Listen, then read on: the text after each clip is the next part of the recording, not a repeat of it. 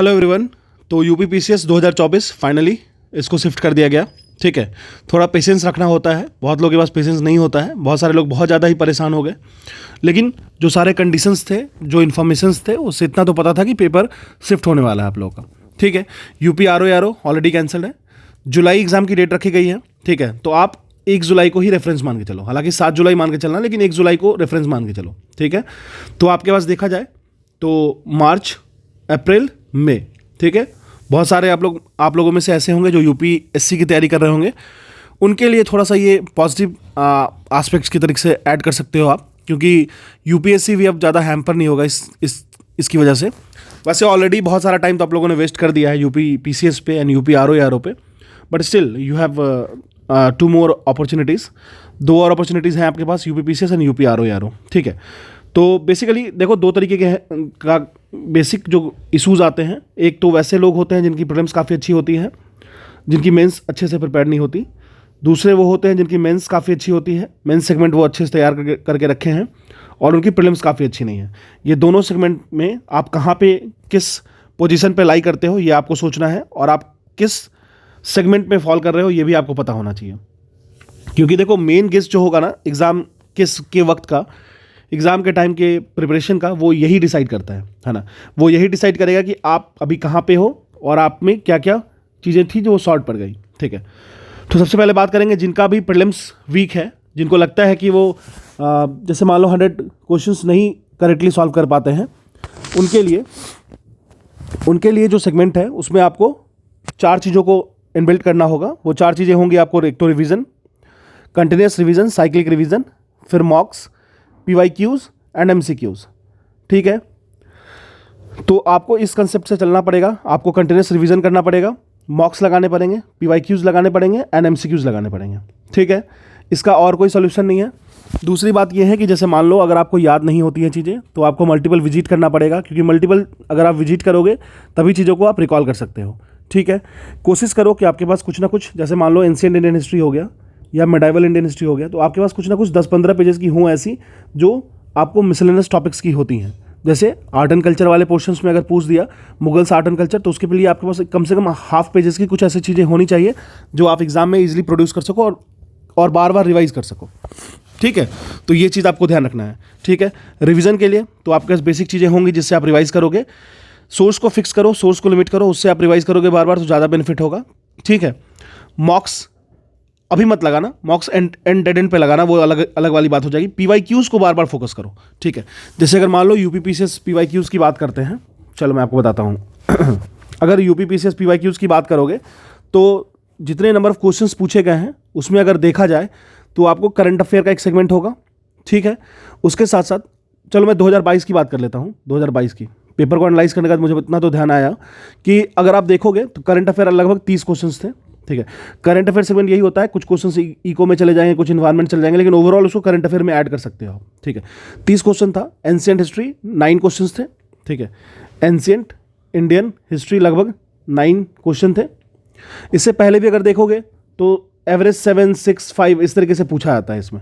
ठीक है, और अगर मॉडर्न की बात कर लें 10 से 12 क्वेश्चन आपको देखने को मिलते हैं। मॉडर्न इंडियन हिस्ट्री 10 से 12 क्वेश्चन आपको देखने को मिलेंगे। ठीक है, देखो आप इस चीज़ को दोनों के लिए ऐड कर सकते हो, यूपी पीसीएस और यूपी आरओ के लिए।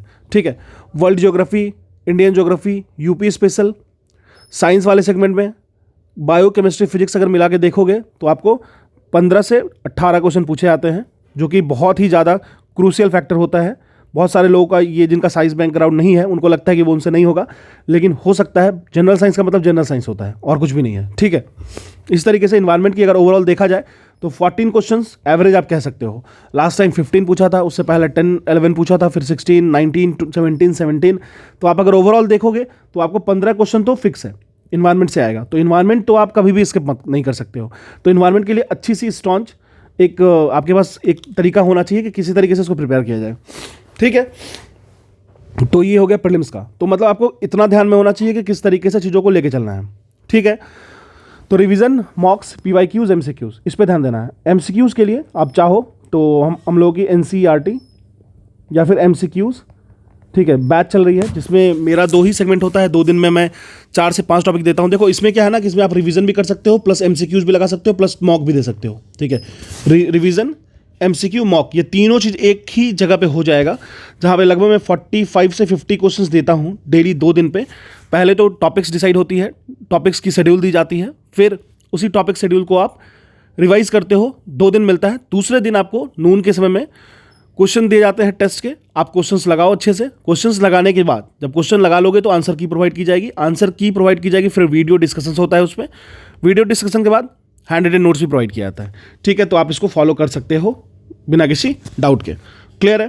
तो आप अगर चाहते हो तो इसको ज्वाइन कर सकते हो। ज्वाइन करना होगा तो आप मुझे टेलीग्राम पे मैसेज कर सकते हो, आपको टेलीग्राम आईडी लिंक मिल जाएगी टेलीग्राम चैनल पे @ISP Simplified। ठीक है, तो ये हमारा प्रीलिम्स सेगमेंट हो गया। मेन सेगमेंट की बात करते हैं, देखो जिसको लगता है ना कि प्रीलिम्स काफ़ी वीक है, मेरा प्रीलिम्स में मुझे दिक्कत आ रही है, प्रीलिम्स मेरा निकल नहीं रहा है, उसको एकदम हेविली अच्छे तरीके से प्लान करना होगा अभी से। ठीक है, मेंस की बात करते हैं। मेंस, इवन दो आप प्रीलिम्स की तैयारी कर रहे हो और आपकी प्रीलिम्स वीक भी है, आप चाहते हो प्रीलिम्स को अच्छा करना, फिर भी आपको पेपर 5 एंड पेपर 6 करना होगा ढंग से, इसको पहले से प्रिपेयर करके रखना पड़ेगा। ठीक है, पेपर 5 पेपर 6 आपकी अच्छे से होनी चाहिए, जो यूपी स्पेशल का पार्ट है उसको ढंग से करके नोट्स बनाना होगा, नोट्स बना के बार बार रिवीजन करना होगा। तो आप कोशिश करो कि 2 महीने में या फिर 1.5 मंथ में इसको साथ लेकर के इसको फिनिश किया जाए।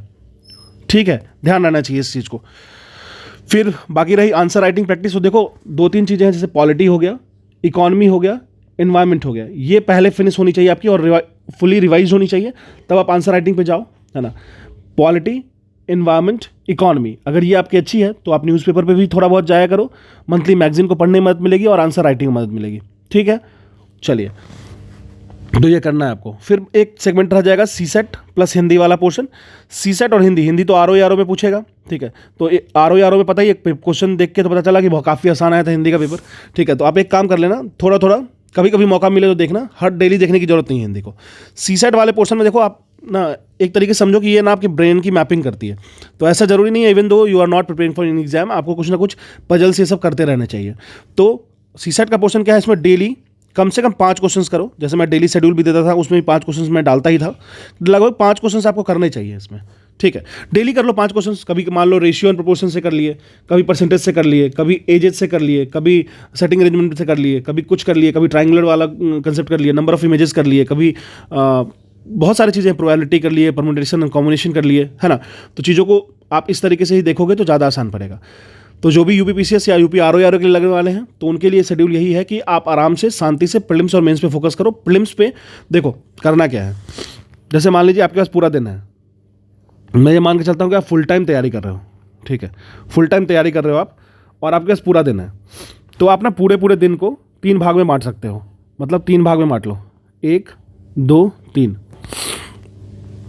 क्लियर है? उसके बाद क्या करना है ना, जैसे मान लो फर्स्ट तो आपको इतना एक सेगमेंट को तो आपको प्रीलिम्स के लिए पूरा का पूरा डेडिकेट करना है, प्रीलिम्स के लिए। ठीक है, एक सेगमेंट को आपको पूरा का पूरा मेंस के लिए डेडिकेट करना है। प्रीलिम्स और मेंस दोनों का अगर हम लोग एक चीज़ निकालें कॉमन सेगमेंट, तो वो करंट अफेयर है। ठीक है, तो इस पे आपको अलग से अटेंशन देना पड़ेगा। ठीक है, ध्यान रखिएगा। और मेंस में भी यूपी मतलब पेपर जो 5 एंड 6 है उसको पहले करने की कोशिश करो, उसको फिनिश करके रख लो एक साइड में। ठीक है, प्रीलिम्स में मैंने आपको बता दिया है, अगर आपको एमसीक्यूज प्रैक्टिस करनी है तो आप ज्वाइन कर सकते हो, अदरवाइज आप खुद भी कर लो, कोई दिक्कत नहीं है। बहुत सारे सोर्सेस हैं, बहुत सारी चीज़ें तो मैंने ही करा दी हैं। लगभग अगर देखा जाए तो लगभग नहीं तो कम से कम 10,000 क्वेश्चन तो मेरे चैनल पर मिल जाएगा आपको, है ना, जो ऑलरेडी सॉल्व्ड है, फुल्ली एक्सप्लेन्ड है, घटना चक्र की सीरीज़ की डाल रखी है ना, उससे बेनिफिट ले लो। करंट अफेयर सेगमेंट देख सकते हो, मेंस वाली पोर्शन इस तरीके से। तो पूरे दिन को इस भाग में बांटो। अगर मान लो आप 8 से 9 घंटे पढ़ते हो तो 3 कर लो। ठीक है, मतलब 1:1:1। हाँ, जैसे एग्जाम के नज़दीक जाओगे ना तो फिर प्रीलिम्स में टाइम थोड़ा स्क्यूड कर देना, मतलब ज़्यादा कर देना। ठीक है, जैसे क्या होगा, मान लो इसमें 2:1:1 कर देना, फिर जैसे धीरे धीरे आगे बढ़ेगा उसको उसी तरीके से मैनेज करना। लेकिन इस तरीके से आप लेकर के चलोगे तो आपके लिए बेनिफिट होगा, सिर्फ प्रीलिम्स या सिर्फ मेंस करके फ़ायदा नहीं होने वाला है। ठीक है, तो इस तरीके से करो। और 2-3 और सजेशंस देना चाहिए क्योंकि ये रिक्वायर्ड है। सबसे पहली बात है कि टेलीग्राम ग्रुप क्विट करो, बहुत ज़्यादा टेलीग्राम ग्रुप पे मत रहो, है ना, बहुत ज़्यादा स्क्रोलिंग मत करो। ठीक है, तो इसको इस तरीके से लेके चल सकते हो। यूपी की एक न्यूज़पेपर आती होगी कोई भी जो लोकल होती होगी, उसको फॉलो करो। फिर द हिंदू फॉलो करो, द हिंदू में एडिटोरियल्स खुद से पढ़ने की कोशिश करो, स्पून फीड मत करो। देखो एडिटोरियल बहुत लोग पढ़ाते हैं, लेकिन वो जो पढ़ाते हैं ना वो खुद की नॉलेज खुद से ले रहे हैं। तो जब आप इसको रीड करोगे ना, रीडिंग का काफ़ी ज़्यादा इफेक्ट पड़ता है। आप रीड करने की कोशिश करो, मेंस लिखना है तो रीड करो, ठीक है, समझ में आए ना आए। लेकिन हाँ, एक पहला प्रायर कंडीशन है, आपकी basic polity plus economy plus environment finish होनी चाहिए, तभी आप द हिंदू पे जा सकते हो, जाना चाहिए मतलब मेरे अकॉर्डिंग, ठीक है। ये 3 को बेसिक को ख़त्म करो, फिनिश होने के बाद आप मूव कर सकते हो द हिंदू पे, ठीक है। द हिंदू पे जाओगे, यहाँ से आपको डिफरेंट जो आर्टिकल्स होते हैं, जो काफ़ी अच्छे अच्छे ऑथर्स लिखते हैं, उसमें से आप बहुत सारे की पॉइंट्स को फ्रेम कर सकते हो, की पॉइंट्स को निकाल सकते हो, ठीक है। ये तभी पॉसिबल हो पाएगा जब आपके पास पॉलिटी, इकॉनमी एंड इन्वायरमेंट का कंसेप्ट होगा, ठीक है। अगर आपसे हाइपर इन्फ्लेशन बोल दिया और आपको इन्फ्लेशन नहीं पता है तो आप तो डंप हो गए ना, है ना। तो ये ध्यान रखना है, क्लियर है। चलिए, बहुत सारे लोग बोल रहे हैं कि बायो वाले सेगमेंट करा दो। देखो मेरे पास अभी समय थोड़ा कम है, मतलब ऑलरेडी मैं कुछ अपने पर्सनल चीज़ों में इंगेज्ड हूँ, तो जैसे समय मिलेगा मैं करूँगा, क्योंकि यूट्यूब तो मतलब मेरा इंटरेस्ट है तो मैं करूँगा, वैसी कोई बात नहीं है। तो आप इसको इस तरीके से चलो। अगर आपको लगता है कि MCQ सीरीज़ आपको ज्वाइन करनी चाहिए तो आप मुझे मैसेज कर देना, और जो शेड्यूल मिलती है वो ऑलरेडी मैंने 2-4 क्लासेस की डेमो डाल रखी है, आप डेमो भी देख सकते हो टेलीग्राम चैनल पर, वहाँ पर आपको बेनिफिट मिल जाएगा, ठीक है। Thank you.